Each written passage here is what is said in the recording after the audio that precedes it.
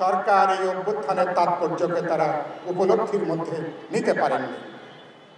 অভ্যুত্থানে যে মাঝে যায়, তার যে গণ আকাঙ্ক্ষা, তার যে অধিকার এবং গণমুক্তির যে ডাক, সরকার তাকে বিবেচনার মধ্যে নেননি।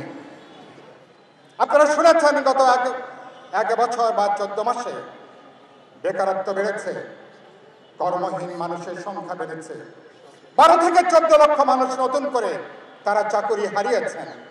বিনিয়োগ কার্যত বন্ধ, 35 থেকে 40 লক্ষ মানুষ নতুন করে দারিদ্র সীমার নিচে তারা নেমে এসছেন। এখনো প্রায় 1 কোটি মানুষ রাতে তারা খেতে পায় না। আমার শ্রমিকেরা যে মজুরি পায়, গার্মেন্টস শ্রমিক থেকে শুরু করে শ্রমিকের মজুরি দিয়ে 15 দিনও চলে না। আপনারা কি ভালো আছেন? আমি জিজ্ঞেস করতে চাই, আপনারা কি ভালো আছেন? কি বলছেন? ভালো আছেন?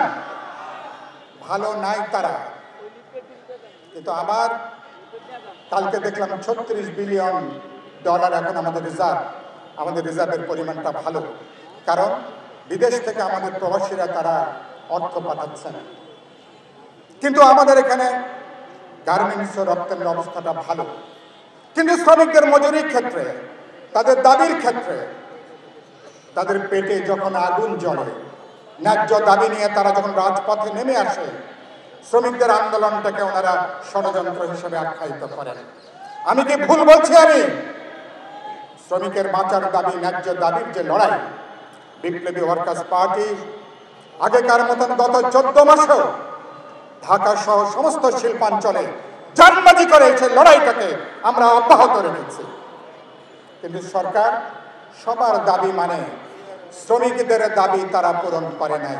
দেশে মানুষের এক ধরনের অস্থির এক ধরনের অবস্থা, এক ধরনের সামাজিক নৈরাজ্যের বিস্তার হচ্ছে। সামাজিক নৈরাজ্য আমরা দেখছি ছড়িয়ে পড়ছে। মব সন্ত্রাসের নামে যখন তখন হামলা হচ্ছে, যখন তখন যে কোনো মানুষের সহায় সম্পত্তি, বাড়ি ঘরে আমরা দেখছি হামলা হচ্ছে, ভাঙচুর হচ্ছে, লুটপাট হচ্ছে। অথচ অভ্যুত্থানের পরে এটা তো হবার কথা না।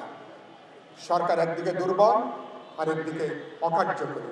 কোনো মানুষ যখন বুঝে ফেলে সরকার দুর্বল এবং অকার্যকরী, তখন সে যা খুশি সে তাই করতে চায়। এই পরিস্থিতিতে দায় দায়িত্ব অবশ্যই সরকারকে, তাদেরকে আজকে বহন করতে হবে। আমরা বলেছি সরকারের মধ্যে এত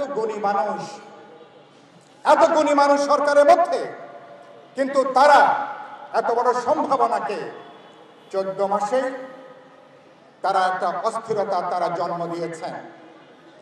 এখনো 14 মাস পার হয়েছে, এখনো পর্যন্ত আমি দেখছি মানুষ কোনো একটা ঘটনা ঘটলে এই সরকার আছে কি নাই এরকম প্রশ্ন ওঠে।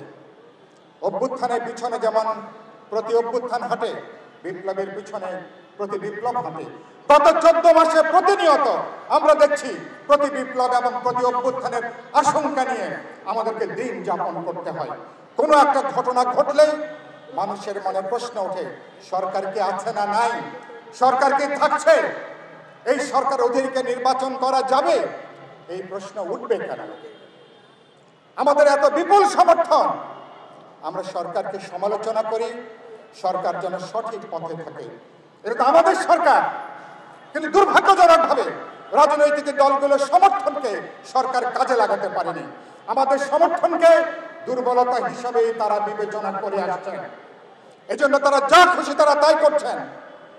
3টা দল দেখলাম, তারা বলছেন সরকারের মধ্যে নাকি দলীয় পক্ষপাতদুষ্ট লোক আছে।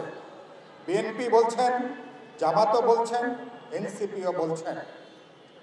আমি বলতে চাই তাদের সবার কথার মধ্যে কিছু সত্যতা আছে। তার মানে কি সরকার নিরপেক্ষভাবে তার দায়িত্ব তারা পালন করতে পারছেন না। 3 দল যারা সরকারের সঙ্গে সাক্ষাৎ করেছেন তাদের বক্তব্যের মধ্য দিয়ে এই সত্যটা বেরিয়ে আসছে। সরকার চরিত্রের দিক থেকে একটা নিরপেক্ষ অন্তর্বর্তী সরকার, তাদের কোনো দলীয় পক্ষপাত থাকার কথা না, কোনো পক্ষপাত দুষ্টতা তাদের থাকার কথা না। অথচ আমরা দেখছি যে আজকে তাদের পক্ষপাত নিয়ে অভিযোগ উঠছে, সমালোচনা উঠছে। সেজন্য আমরা সরকারকে বলতে চাই, আমরা যেহেতু এই সরকারের অধীনে আমরা নির্বাচনে যেতে চাই, সেজন্য সরকার বলতে চাই, যে সমস্ত কারণের জন্য আপনার সরকার বিতর্কিত হচ্ছেন, বিতর্কিত পদক্ষেপ পরিহার করুন।